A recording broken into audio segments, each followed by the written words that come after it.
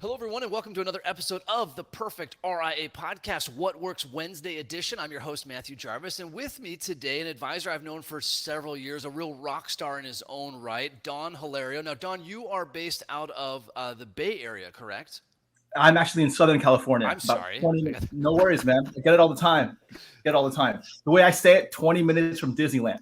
20 minutes from Disneyland. And I think the reason I got mixed up is you have a big focus in your practice on tech workers. And I always think, like, in my mind, California is just one place. It's like Disneyland and the Bay, and that's it. Yeah. No, you're right. I got a niche practice. I'm happy to get into it, but big tech. So you think like the Bay, no problem, man. But yeah, there's big tech by the beach here too, man, by Venice and all that. So that's That's where I dip my awesome. feet in the water. You That's know awesome. it. Well, tell us a little bit about your niche. Like, lots of advisors have niche. I think you always come to my mind when I think of a very intentional, a very tight niche. Your name always comes top of my mind. So tell us a little bit about your niche and how you got there. Yeah, Matt. Sure. I my niche is big tech. I've been fortunate to work with Googlers, employees at Google, and what I'm really excited about is I've been working with said niche for over a decade.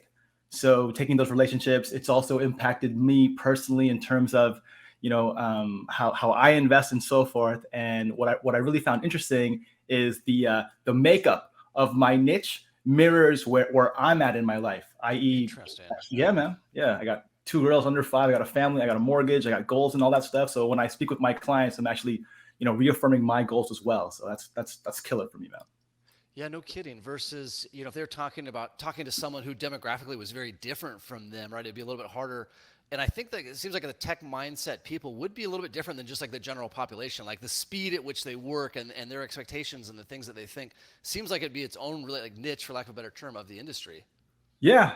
I definitely agree with that. It helped me refine my presentation and just coincidentally really align with myself and establish routines and whatnot, so I can just be above the line and have this mindset for all the people I serve. Interesting.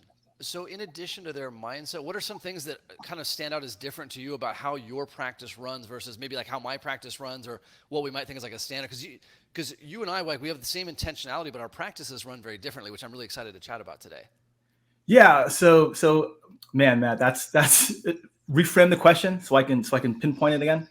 Like, if we looked at just like what we might excuse me, envision as like the boilerplate advisor practice, like suit and tie, physical office space, Oh, nine now to you're talking. five, like Yeah. yours is totally different than that, right? It is. Okay, so true story. I used to go into the Google Plexes, the campuses, shirt and tie, dressed to the nines and Yeah, all that. yeah. And the inside joke from my Googlers was, "Hey, look, there's that guy who's always getting the interview, but we never hire him."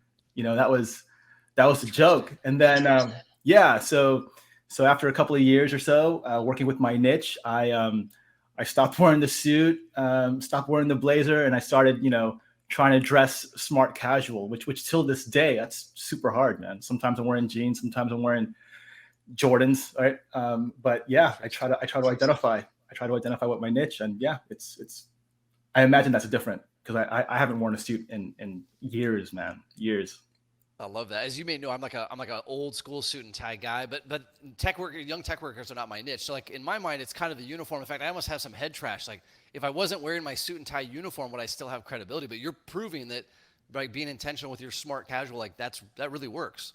Yeah. I can joke about it with my Googlers, and I'll say, hey, next time we sync, right? When we meet, just let me know, and I'll be happy to tie a Windsor knot or a four square. I forget what those are now, man. And Whatever then they're and called, then yeah. and then they'll reaffirm and say, no, Don, what you're doing, it's perfect, and then you're one of us, and that feels great. Always I feels love great. that. I love it. You know it. Don, you mentioned a minute ago about your morning routine and how your life is kind of set up about your morning routine. Will you talk to us a little bit more about that? I know I have to confess, I'm kind of guilty. Like my morning routine is like get up, eat breakfast, take a shower, and then get to work. Like mornings are not necessarily my optimal time, but I'd love to hear how your morning routine looks. Yeah, Matt. No, thank you. So this is what I'm really excited about to share. So for me, I noticed that I want to stay above the line as much as I can. Hmm. So whether it's a weekend or a weekday, I make it a point to get up as early as 4:30, just because my youngest wakes up at 6:30. So if I don't wake up earlier, I'm gonna lose that time for myself. Interesting. So for me, it's really structured, and it's just the way I am. I like to wake up. The first thing I do, I'm gonna check that I woke up before 5 o'clock. Why? Because I want to be in the gym, or I'll do a Peloton. You see my Peloton in the back, Yeah, right? yeah. Yeah, I want to be exercising by 5. So before then, I'm literally waking up, and then to combat the urge to check my phone, do all those things that we know we're not supposed to do. My Hmm. phone is more than an arm's length, so I have to literally get up to get my phone, and then Interesting. boom, I am charged. I'm listening to something motivational, call it like Daily Fire, and then I'm going downstairs. I'm making sure I'm hydrating myself first thing in the morning. So now I got the water going for my metabolism, and then by 5, I'm in the gym, and then I'm in the gym for no more than an hour, right? Because I'm not trying to, train for Mr. Olympic or whatever, right? But the idea is, while I'm working out, I'm listening to, daily affirmations, everything positive and all that. So I'm getting really charged. And then in between sets, or when I have the time, I'm actually journaling all this while I'm exercising, and I'm being really intentional. So in this order, I've woken up, I listened to Daily Fire, I'm hydrated, now I'm exercising, now I'm listening to my daily affirmations, and then I'm making it a point to write my journal and think about who are the important people. Hint, hint. Like today, you're one of them, Matt, right? Who I want to, be excellent with, things like that. So then I feel really good about my day, and then the last thing I'll do is I'll take a moment to myself and meditate. And I found that if I just make that my routine, and I call it, protect my morning, then whatever is ahead of me, whether it's surge time or not, I feel great, and my clients or the people hopefully will feel that from me. That's my share. That's my thing, man. Done. That is super cool. Okay, I got like 100 questions for you. So in no particular order, Awesome. what time do you go to bed then? Like if you're getting up at Holy 4:30 to cow. 5. Yeah, yeah, I'm yeah. like super curious about these Yeah, things because no, like it's for me, awesome. like the idea of getting up at 4:30 sounds rough, and I'm actually Yeah, working with a coach to test morning routines. So this is good timing. I'm super curious about this. yeah, yeah, yeah. When I Okay, so I'm gonna take my time because I want to be deliberately honest. My sweet spot is like 9:30 to 10 o'clock at night, Okay. right? So and then usually I'm gonna feel my eyes getting heavy. So I Hmm. know I'm getting, what is that? At least 6.5 to 7 hours. But then sometimes I just want more time to yeah, like decompress the night. So if I'm at bed as early as 11, I'm sorry, if I go to bed as early as, I'm sorry, as late as 11 p.m., I'll feel it later the next day, but I'm still waking up at like 4:30 or so because I don't need the alarm. My body is already conditioned to Oh, protect okay. my So morning. so you're automatically waking up, like just your natural clock. So I was going to ask, that was gonna be my next question. Like your phone is away from your bed, right? That way we don't have that reflex of like, let me check whatever on my phone. But you don't Yeah. have like a separate alarm clock getting you up at 4:30. That's just kind of when you pop up. You got it. You got it. I'm sure. Um, I set the alarm. Well, yeah, I did set my alarm before then to wake up at 4:30 because I knew if I was going to have a rough time to get up, I gave myself like a half an hour buffer. But then I noticed that when through my journaling and me being intentional, saying, you know what, tomorrow I know I got a meeting with Matt. I'm going to rock it. I want to wake up. So I know as soon as my eyes wake up and it's still, dark as, Yeah. outside, I already know what my day is going to look like. So boom, I'm out. I'm out of bed. I'm doing my thing. That's awesome, man. Okay. Tell me about your affirmations. You said you listen to your affirmations. So is it your voice? Have you recorded them and it's just a track on your iPad or your phone? Oh Matt, I got all sorts of them, man. I even share it with my clients sometimes just to show my conviction, because I said, like, my niche, it's, I know I said big tech, but the really cool thing is I really feel like I'm working with people just like me who have the same Yeah. convictions and so forth. So to answer your question, I go to Spotify. Spotify makes it so easy. If you literally search like daily affirmations, there's hundreds of lists. So I'll have that in my ear. But as far as, and I'm happy to share this right now, like personal conviction, I have this memorized to the T. You can I make would fun love of to me hear it, later, man. but I'll Yeah, fire off, please. man. I'll fire off. Please.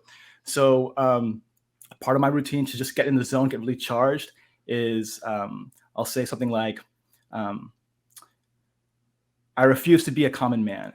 It is my right to be uncommon if I can. I seek opportunity, not security. I do not wish to be oh, see, now I'm getting nervous. I do not wish to be a kept citizen, humbled and dulled by having the state look after me. No, I want to take the calculated risk to dream and to build, to fail and to succeed.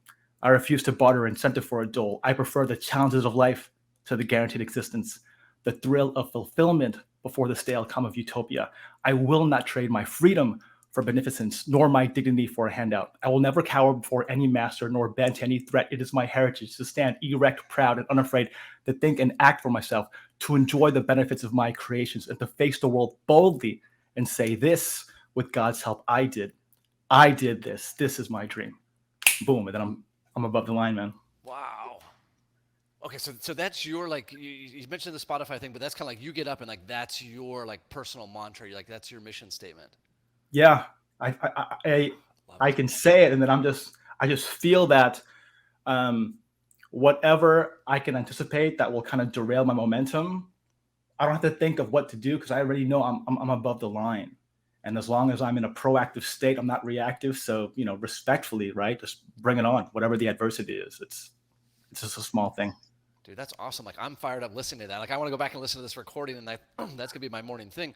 Boy, so much comes to mind. I just think of the contrast of you get up and that's what you're telling yourself versus a lot of us get up and like I wonder what's new on the Wall Street Journal. Like I wonder what's new on Facebook, right? So we Yeah, contrast those two. Like let's call that the default. The default is I wonder what the screen has to tell me versus you've got this like boom, boom, boom, boom. All right, let's own this day. you Man, got that's it, man. Yeah, and that uncommon man. If you Google uncommon man, that'll come okay. up. Uncommon. Um, So I just made it a point where I put it on flashcards, and I've done this for years. So it's now internal. It's a part of me. I still get nervous when I recite it, right? Like I don't do it on on camera, but I'm happy to be vulnerable, right? But I know that by committing myself to a routine, by making a consistent effort for personal development, that helps me fight the head trash, so that I'm not the one worried about, man, what's the headline for the Wall Street Journal? What's the Dow or the S&P going to open up? No, I don't care about that. And here's why I don't care about that. Because if I advise my clients to be a certain way, then I better live it so that I'm true to my game, right? The game that's long-term investing, whatever you want to call it, man. But this is my authentic self. T- Tell me a little bit more about this, how this works with your clients, right? So, I mean, on the one hand, you're doing what we maybe call traditional financial planning, right? Like risk management and saving for retirement stuff. But it sounds like you're also like one half like mindset coach as well. Like you're going kind of next level on this stuff. Yeah, that's interesting when you put it that way. I'll give you a real example, and you were a part of this inspiration, man. So I know we linked up back in 2019, Matt, and one of the things that you're really passionate about is the one-page plan, right? So prior to hearing that on a live, audience, I knew about that from Carl Richards, right? You gave it life, man. You were so jazzed about it, right? Obviously, I'm there to see you to increase my performance, and when I saw the deliverable, I perceived it two ways. I thought, okay, if I just saw this one page plan without ever meeting Matt Jarvis, I wouldn't have the same feeling, right? The same emotions. Why is that? It's not because the one page plan in and of itself is awesome, it's spectacular. No, you, my friend, gave it life, right? So for me, I wasn't worried about, oh man, I don't understand like the guardrails, or I don't understand like the whole concept of a one page plan. I was like, no, forget that, right? Because when I'm clear, when I'm focused, my decisions are easy. So I left that to faith. I said, Matt is successful. I'm not going to doubt that. I'm just going to follow my gut. So my gut was, okay, well, here's my one-page plan template, right? Whatever it is. But as long as I can deliver with the same conviction, be my authentic self, my clients will feel that. Because, I think in our industry, we're all technically sound, right? Or we should be, right? We can use a CFP as one of your, templates. But the bottom line is, whatever you are teaching the likes of me, because I'm always a student of the game, man, right? I'm never going to be able to duplicate your actual deliverable, right? The way you're doing it. So if I just believe in that, then my clients will feel that from me, and then everything else is the fun stuff. Just nurturing that relationship. That's why I can speak confidently with my clients. Does that help? Does that answer your question? Yeah, it does. What I love about doing these episodes, is I get so much like insight. I always think like, oh, I'm just going to ask a few questions, but Don, something you said about giving it life, that really sunk in with me. Like, it's not just about like here's a financial plan, whether it's 1 page or 100 page, right? It's giving it life for the client, not in like a theatrical way, but like, hey, these are your goals. Like this will really happen. Like we have to follow this plan. But you're right. The plan in its own is worthless. And then maybe just life on its own is worth like it's the marrying of the two that's really where the magic happens as an advisor. It sounds like. Yeah, you got it, man. Because how often now, I know I do this. I cringe, or I get the eye roll when I hear someone say, "What are your goals?" I'm like, "Ah, forget that, man." Right? I don't need that. But give me someone who's willing to say, "Hey, you know what? By now you should have some goals, but let's think about it together. Let's dig deeper. Let's How about this?" And this is another thing I do for my clients. I make it a point, Matt, before every meeting, whether it's a review or an ad hoc, and I'll tell myself, similar to my routine, my morning routine, like, what are the emotions I want to cultivate before this meeting, regardless of my feelings. Because, and let me know if this makes sense to you, right? So 2022 year to date, recession or not, right? The market sucks, man. Market sucks. I don't care if you hold dividend stocks, blue chips, whatever, man. It sucks.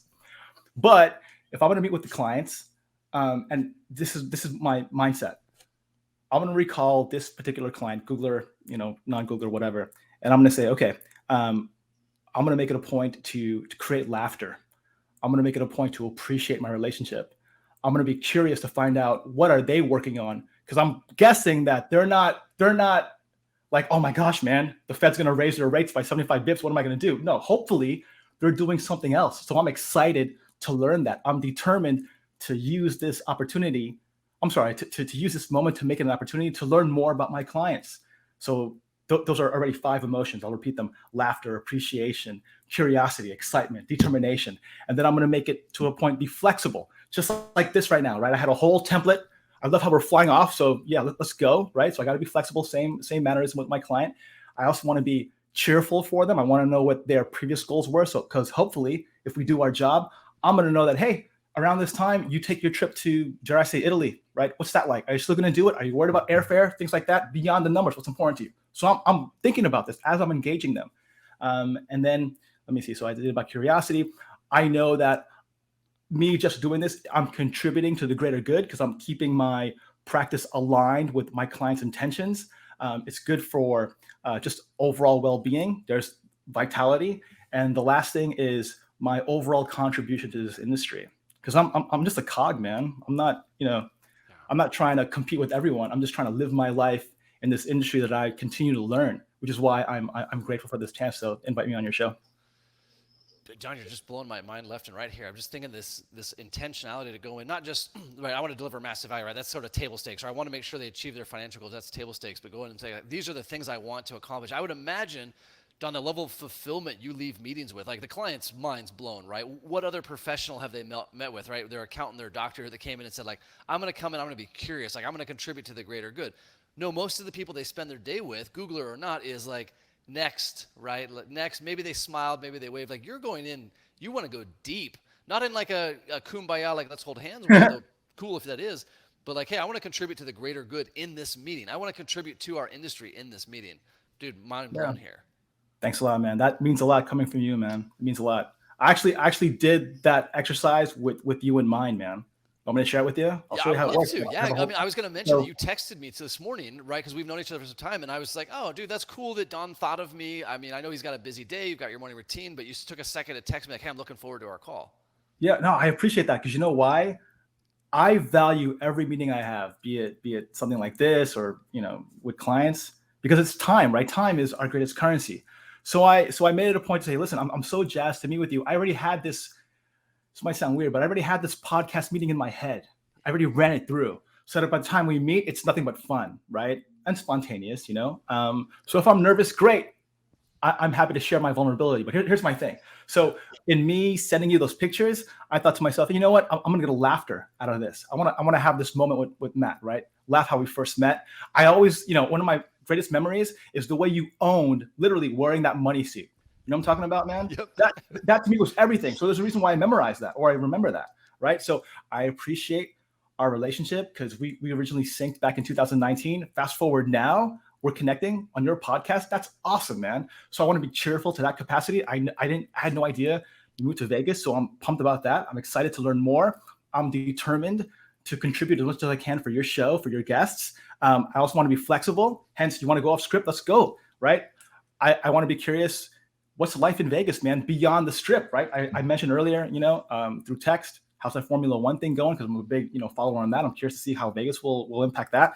Um, I mentioned before, I'm curious to see how this will impact your audience. I know speaking with you brings me laughter, so there's my vitality. And last but not least, I'm confident that whatever I'm creating with you, it's contributing to the greater good of our industry. So it's aligned with me, man. So that's how I still have the template, those 10 emotions, but now I'm deliberately plugging you in and making sure that I'm feeling all those emotions when I'm with you. After that, Jeez. when I meet with a client, I'm going to take the client, I'm going to put them in the template and just run that exercise. So if that makes sense, if that gives you an idea, that's how I'm getting charged in my meetings, man. That's how I'm getting charged. Dude, And I when I love this. I love this. Thanks, man. I don't want to take this to a negative term, but what happens if you're running through that template or you see something on your schedule? Maybe this doesn't happen. I would imagine it does, and you're like, wait a second, this doesn't align. Like, I'm not actually looking forward to this meeting. Do you have a filtering mechanism, or are you just like, doesn't matter where I'm at, I'm going to take these emotions, I'm going to have a great time no matter what? Yeah, the latter. Because Really? if I understood your question correctly, if let's say I'm trying, I'm being intentional with my time, with my meeting, and if let's say it's not reciprocated or it's kind of like, nah, this wasn't what I'm looking for. Okay, no problem. I just figured out that you're not my niche, right? Because this only works with the people I work with. For the people who are like, no, I just want the A, B, and C and tell me what to do. Okay, great. I'm not here for that. I'm not gonna be able to thrive for you to that capacity. But you want to dig a little deeper and let's say, hey, what's this purpose here? What's behind this? I don't know why you want to retire in X number of years, or why are you saving all this stuff, right? Um, we can go there because that's where I'm willing to go. That's how I do my best work. Does that answer your Yeah, question? no, it totally does. As you know, I'm such a fan of being intentional, and I've just never spent a lot of time talking about this intentionality of like, what's sort of my emotional response to these people? Like, how is this person or this meeting or this thing? How is it part of my greater good? How is it making a difference? I'm just like I said, my mind is spinning 100 miles an hour. Like, all right, how do I apply this intentionality to my life? Yeah, no, I can share with you a story. I'm happy to about Please, why I made it a point to get really comfortable with how I grow my mindset, or just be aware. And please. it's because when ironically back in 2019 when I originally synced with you and Stephanie, right? Um, I didn't think like this. It was more about, okay, I'm here. I want, X% growth. I'm going to nail it. Boom. What are the tactics? Whether it's search, whether it's one page plan, boom, I'm there. And then, I enjoyed my first year. Second year, more of the same, right? So my first 24 months, I'm feeling good, right? Practice is growing and all that stuff. But what was funny? I was legitimately burnt out, especially after the second year. And I paid attention to that because despite my numbers, um, and the growth of my business, I felt overwhelmed, and that triggered something. I was like, I'm not going to be that person to be ungrateful and not realize that, hey, this is a win, but I'm not allowing myself the grace to enjoy this. So I thought, okay, well, it's not something tangible, it's something intangible. So what if I apply the same enthusiasm, not to grow my book in terms of tactics, but grow my mental health, right? I don't know if you call it that, but that to me, it changed everything because now I can get quote unquote lost in my work. I can legitimately look forward to the people I'm going to talk to. And then what's really interesting is my business is still growing. I want to say still, I don't mean it in terms of, the market's bad, but I'm focused on, for this year, for example, I'm focused on having more fun, being more romantic to my wife, being there for my kids. Even though those are my priorities, I'm having a stellar year in my business. So I pay attention to that. Does that give you context? Does that help? Yeah, dude, it gives me like 100 more questions asked too. So Or- this lens is like this morning ritual, this emotional lens before you go to meetings. This isn't something you've always done. Then this is like a somewhat newer thing. Yeah, it was always a part of me. It was always a part of me, but I would use it like when in moments of like distress. If I'll use that word. When I thought, man, I need to get my ish together, right? So I'm gonna tackle on mindset and so forth. But when I thought, listen, if there's no moment of distress, what if I just commit to it? What if I just exercise daily my morning routine? Will that change? What if I develop this positive mindset habit? And this is the result. So I've been doing this religiously, I want to say the last 24 months, man. I went from just journaling, hard copy. Look, I have it right here, buddy. Look it up. Right. So look, here's my journal. Right. It's all done. Right. Oh, it's all done. Right.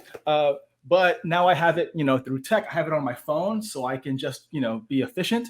But the intentionality is still there. It's actually, in my opinion, greater because uh, I can legitimately have this meeting and tell you what I'm really excited about. This is my secret sauce. Just taking care of yourself. Donna, I love this. I guess I have some head trash in my mind that like there's people that are sort of emotionally intentional, for lack of a better term, and then there's people that aren't, and those two can't be the same. But you're saying like, yes, you've always had like some focus on this, but in the last 2 years, you've really shifted. Like this is now part of who you are. Like learning a new piece of, like you said, a new piece of technical knowledge. Like, okay, I learned a new piece on how to do Roth conversions, but I'm also now learning pieces like how to be more emotionally present in meetings. So you're really working on both sides. I'm so excited by this stuff, man. Oh man, yeah. Again, Matt, that means a lot. And you know what helped me this having this mindset, just to collab more, rather than the whole like plain vanilla competition thing. Which is why I'm so grateful for meeting the likes of you and the peers who are willing to share, like, I don't know if you call it secrets, but like best practices. And if we can, especially amongst ourselves, if we can just be rooted in service and just look out for each other, I think that's the game changer in this industry. To make it almost, um, I guess, euphoric. And I say that word because I know there's going to be some people who's going to like roll their eyes when I say that. I'm not them, right? So that's me taking ownership of who I am. Man, Don, I love this. I mean, we could go. We're gonna have to have you back on the show. We could go for hours on this stuff. Well, unfortunately, we have to wrap the episode up because we try to keep these brief and be intentional. But Yeah, no, an great. action item. What's an action item you would pass on? Like for our listeners, like one. You shared so many great tips. What's like one thing? Like, hey, listen, if everybody goes out and does this one thing, like that would really make a difference in the world or in Yeah. their own life. So one of the things I know you preach is surge meetings, right? Yeah. So for me, I'm a big fan of acronyms. That's why I was able to lay out those 10 emotions. Surge for me, the first time I heard it was, okay, before I provide service, I need to understand my clients so that I can recommend, educate, and guide with intentionality. That's surge. So the best way for me to do a surge is to, guess what? Develop those emotions before every meeting. And it doesn't take long. It doesn't take long because, I'll use this as an example. Let's say you do one of your group, like whatever you want to call it, Zooms, virtuals. You're going to see a Yeah. whole like box of like different faces coming in, right? The advisors, right? How many times, Matt, right? And tell me if I'm wrong. How many times do you see the advisor? They could be high performing or whatnot, but their face is going to be like this, right? Like, I'm just here for the Yep. show. I got my mic on, right? Not me. I'm jazzed because I already had this meeting in my head and I know exactly how to contribute, exactly how to feel. And I'm a big believer in no one hired me because I have an awesome one-page plan. No one hired me Yeah. because I do Monte Carlo like anybody, like better than anybody else. No, hopefully someone hired me and said, you know what? At the end of the day, Don speaks my language. I felt his emotion. I felt his conviction. I think I'm going to be okay.